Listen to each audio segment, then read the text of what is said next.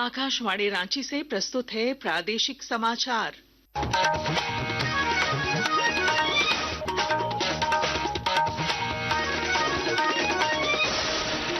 नमस्कार। प्रादेशिक समाचारों के साथ मैं पूनम केरकेट्टा। पहले मुख्य समाचार। वित्त मंत्री निर्मला सीतारमण ने एनडीए सरकार के तीसरे कार्यकाल के पहले बजट में विकास में तेजी लाने, निजी क्षेत्र को बढ़ावा देते हुए समावेशी विकास और मध्यम वर्ग की खर्च करने की क्षमता पर जोर दिया। वित्त मंत्री ने प्रधानमंत्री धन धान्य कृषि योजना और विकासशील कृषि जिला कार्यक्रम की घोषणा की। संशोधित ब्याज छूट योजना के तहत केसीसी ऋण सीमा 5 लाख रुपए की जाएगी। सत्ता पक्ष ने आम बजट की सराहना की, जबकि विपक्ष ने कहा झारखंड के हितों की अनदेखी की गई। नक्सलियों के खिलाफ चलाए जा रहे राज्यव्यापी अभियान में बोकारो और डाल्टनगंज में सीआरपीएफ और पुलिस को मिली बड़ी सफलता। हथियार के अलावा 5 आईईडी बम बरामद। और हॉकी इंडिया लीग के फाइनल में हैदराबाद तूफान्स और रांची राड़ बंगाल टाइगर्स के बीच खिताबी मुकाबला राउरकेला में जारी। और अब समाचार विस्तार से। केंद्रीय वित्त मंत्री निर्मला सीतारमण ने आज संसद में केंद्रीय बजट 2025-26 प्रस्तुत किया। यह एनडीए सरकार के तीसरे कार्यकाल का पहला बजट है।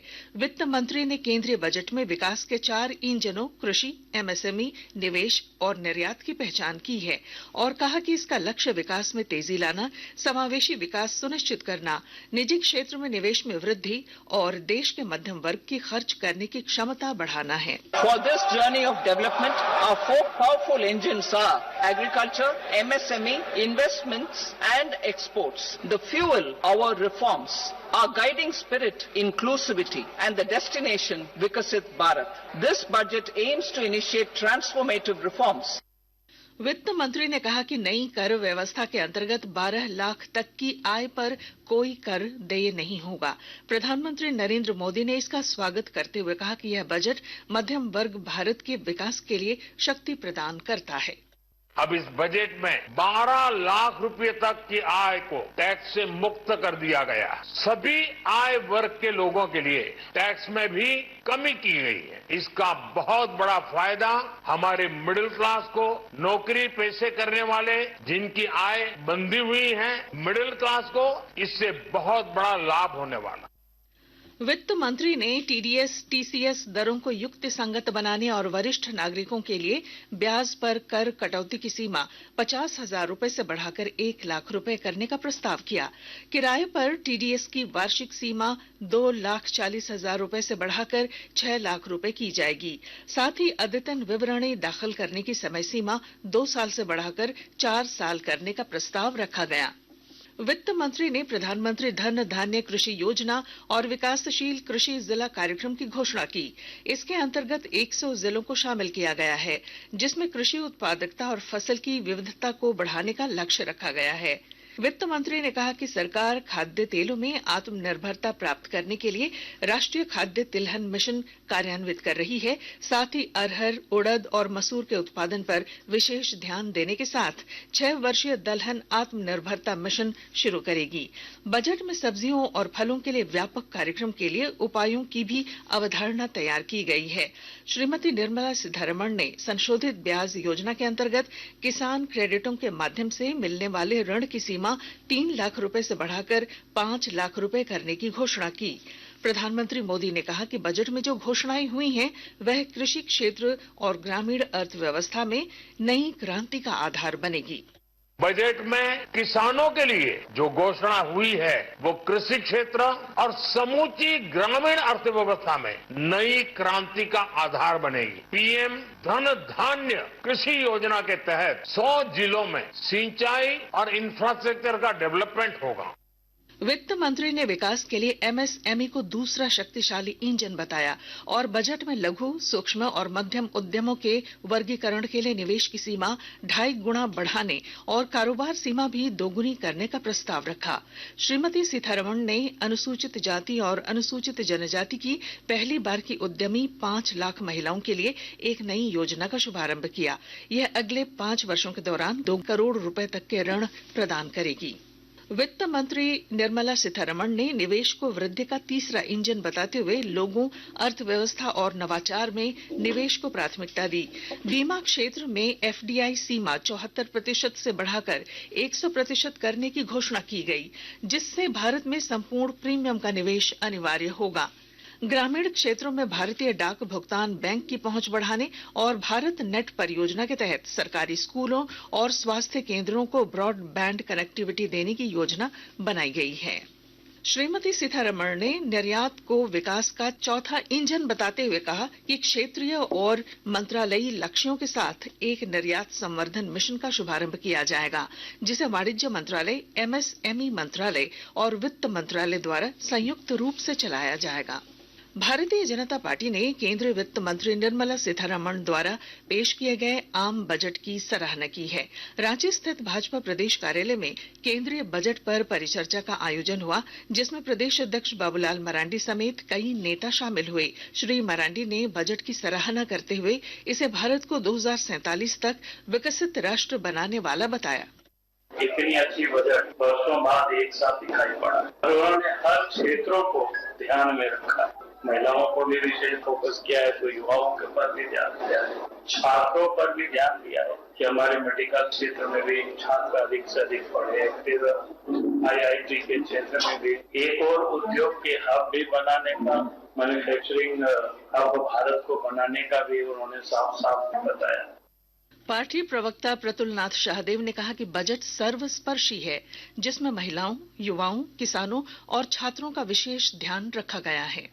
यह समाज के सभी तबकों को यह बजट टच करता है। और आप देखिए, उन्होंने बहुत अच्छे से बताया कि जितनी विश्व की बड़ी आर्थिक व्यवस्थाएं हैं, उसमें भारत की इकोनॉमी जो है वो फास्टेस्ट ग्रोइंग इकोनॉमी है। और उन्होंने ये भी बताया कि अगला जो 5 वर्ष है वो समर्पित रहेगा सबका विकास की ओर, मध्यम वर्ग के लिए। तो उन्होंने खुशी के द्वार खोल दिए साहब। 12 लाख रुपए तक में कोई इनकम टैक्स नहीं लगेगा।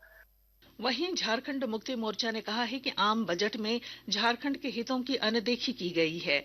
पार्टी के वरिष्ठ नेता मनोज पांडे ने कहा कि यह बजट बिहार विधानसभा चुनाव को देखते हुए पेश किया गया है। बराबर का हक मिलना चाहिए, किसी एक राज्य को विशेष क्यों। बजट पूरी तरह से चुनावी बजट, क्योंकि बिहार में सामने चुनाव है, भाजपा की नैया डूबती नजर आ रही है, तो वो बजट के माध्यम से कुछ बरगलाना चाहते हैं। वहाँ किसी तरह बजट को दिखलाकर वोट कुछ मिल जाए, इस कवायद में लगी हुई है सरकार।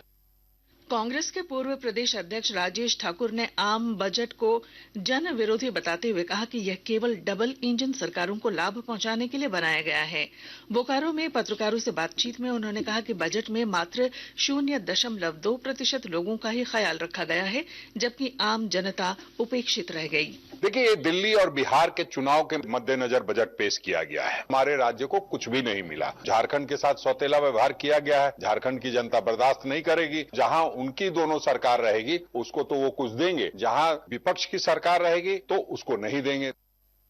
आकाशवाणी रांची के समाचार सेवा प्रभाग द्वारा केंद्रीय बजट 2025-26 पर आज शाम 8 बजे से 8:30 बजे तक जीवंत परिचर्चा प्रसारित की जाएगी। इसमें आईआईएम रांची के प्रोफेसर प्रोसेनजीत चक्रवर्ती, चार्टर्ड अकाउंटेंट बिपिन कुमार और झारखंड चैंबर ऑफ कॉमर्स के संयुक्त सचिव नवजोत अलंग हिस्सा बनेंगे। इसे आकाशवाणी रांची के प्राइमरी चैनल पर सुना जा सकेगा। आकाशवाणी के ताजा तरीन समाचारों के लिए आप हमारी वेबसाइट news.on.air.gov.in पर लॉग ऑन कर सकते हैं। ताजा समाचार X handle @AIR news alerts और Facebook page All India Radio news पर भी उपलब्ध है। आप प्रादेशिक समाचार एकांश के X handle AIR news _Ranchi और फेसबुक, इंस्टाग्राम पेज तथा YouTube channel AIR news Ranchi पर भी हमारे बुलेटिन सुन सकते हैं। प्रादेशिक समाचार आप आकाशवाणी रांची से सुन रहे हैं। केंद्रीय बजट पेश होने के बाद राज्य के प्रबुद्ध नागरिकों, बुद्धिजीवियों और समाज सेवियों ने अपनी प्रतिक्रिया व्यक्त की है। गोड्डा चैंबर ऑफ कॉमर्स के सचिव प्रकाश अग्रवाल ने केंद्र सरकार के बजट का स्वागत किया है। आज का बजट हमारी वित्त मंत्री निर्मला सीतारमण जी के द्वारा दिया गया, उसमें जो आम लोगों के लिए टैक्स स्लैब 12 लाख तक की गई है, कि जो 12 लाख तक कमाते हैं उनको कोई टैक्स नहीं देना पड़ेगा, वो एक स्वागत योग्य है और इससे स्मॉल स्केल इंडस्ट्रीज को बढ़ावा मिलेगा और ये एक ऐतिहासिक फैसला है चैम्बर ऑफ कॉमर्स की तरफ से, ये स्वागत योग्य है। इधर देवघर जिला अधिवक्ता संघ के महासचिव कृष्ण धन खवाड़े ने कहा कि बजट में विशेषकर झारखंड के लिए कोई राहत नहीं दी गई। आज प्रस्तुत बजट के विषय में मुझे कहना है कि बजट मिला जुला के ठीक ठाक है, लेकिन स्पेशली झारखंड के लिए कोई राहत या कोई पैकेज नहीं है और हम अधिवक्ताओं के लिए केंद्र सरकार ने कोई कोर्स की व्यवस्था नहीं की है, जो हम लोगों को थोड़ा निराशा फील कराता है। केंद्रीय बजट पर आम जनों और छात्रों ने भी अपनी अपनी प्रतिक्रिया व्यक्त की है। हजारीबाग के विनोबा भावे विश्वविद्यालय में पीएचडी कर रहे छात्र मुकेश राम प्रजापति ने बजट का स्वागत किया है। इस बार जो बजट आया है वो बिल्कुल लोक कल्याणकारी है, मध्य वर्गीयों को बहुत लाभ होना है। पहले वो 5 लाख में टैक्स देते थे, फिर 7 लाख में देने लगे, लेकिन इस बार जो आया 12 लाख तक उनको टैक्स नहीं पे करना, ये बहुत खुशी की बात है। आम लोग बहुत खुश है। इधर खूंटी जिले के झाविमो पूर्व जिलाध्यक्ष दिलीप मिश्रा ने बताया कि बजट में गृहिणियों के लिए कोई विशेष प्रावधान नहीं किए गए हैं। जो नौकरी पेशा करने वाले हैं उनके लिए तो तलवार की धार पर लटकी हुई, और साथ साथ गृहिणी महिलाओं के लिए जो गैस सिलेंडर का पूर्व में घोषणा किया गया था सरकार के द्वारा कि हम सिलेंडर का दाम कम करेंगे, पेट्रोल और डीजल का जीएसटी में कमी करेंगे, लेकिन उस और भी जो बजट को देखने को मिला उसमें ये कहीं नहीं है। राज्य सरकार के मुख्य सचिव अलका तिवारी ने गढ़वा जिले के अन्नराज डैम का निरीक्षण किया। मौके पर उन्होंने डैम के पर्यटन और इको टूरिज्म के विकास पर चर्चा की और स्थानीय अधिकारियों से सुझाव लिए। मुख्य सचिव ने कहा कि अन्नराज डैम में पर्यटन की असीम संभावनाएं हैं और इसे विकसित किया जाएगा।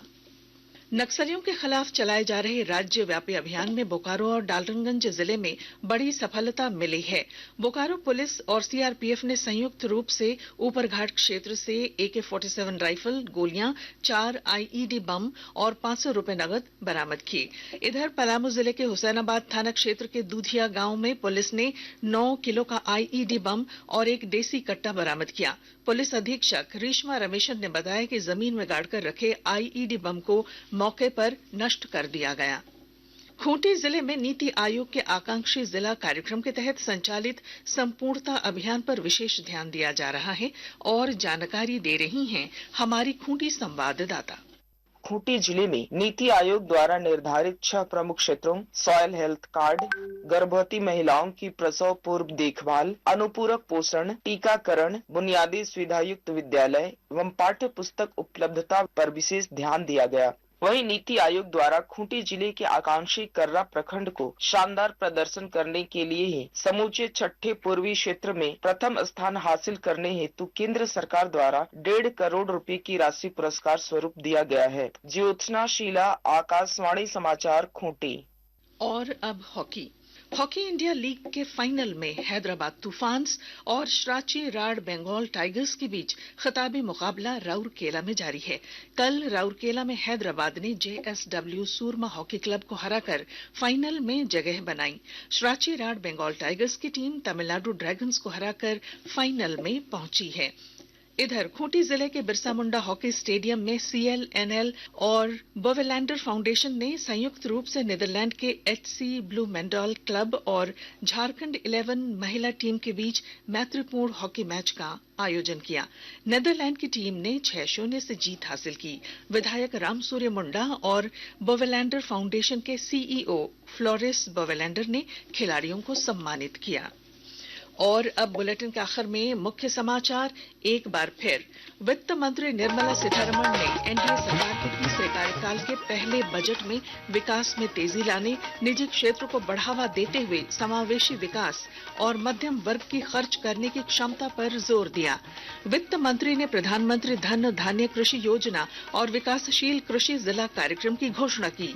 संशोधित ब्याज छूट योजना के तहत केसीसी ऋण सीमा 5 लाख रुपए की जाएगी। सत्ता पक्ष ने आम बजट की सराहना की, जबकि विपक्ष ने कहा झारखंड के हितों की अनदेखी की गई। नक्सलियों के खिलाफ चलाए जा रहे राज्यव्यापी अभियान में बोकारो और डाल्टनगंज में सीआरपीएफ और पुलिस को मिली बड़ी सफलता। हथियार के अलावा 5 आईईडी बम बरामद। और हॉकी इंडिया लीग के फाइनल में हैदराबाद तूफान्स और श्राची राड बंगाल टाइगर्स के बीच खिताबी मुकाबला राउरकेला में जारी। और इसके साथ ही आकाशवाणी रांची से प्रादेशिक समाचार का ये बुलेटिन समाप्त हुआ। अगला प्रादेशिक समाचार बुलेटिन कल सुबह 8:30 बजे प्रसारित किया जाएगा। नमस्कार।